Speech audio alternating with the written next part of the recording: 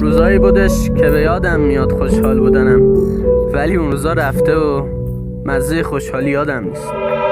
یادم میاد روزایی بود که بودم خوشحال، منم خوشحال بودم، خیلی دلنشین بود اون روزا. اون روزا که من دلم هیچ زخمی نداشت، من آدم خوشحال آروم بودم، من ناراحت نبودم، دلمو به کسی نداده بودم.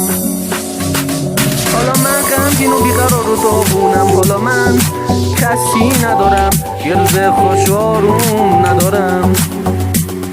من عاشق تو لعنتی شده بودم، من خیلی عاشقت بودم، ولی تو خیانت کردی و رفتی، دلمو تو دستی دستت داده بودم، من بچه عاشقت شده بودم، حالا ازش متنفرم، چون تو بدجوری تنهام گذاشتی و رفتی. من بیقرار منتظرت بودم، وقتی تو رو با اون دیدم مردم.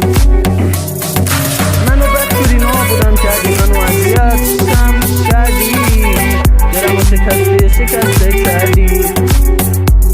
کاش از اون اول تو رو اصلا نمیدیدمت، دلمو نباید بهت میدادم، ولی من نمیدونستم تو اینقدر لاشی و خیانتکاری.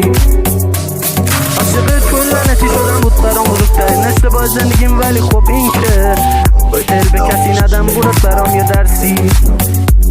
درس زندگیم از همین شکستام بود، من کسی نداشتم بهم یاد بده زندگی رو. تو منو کشتی، حالا دیگه شدم تنها، کسی نیست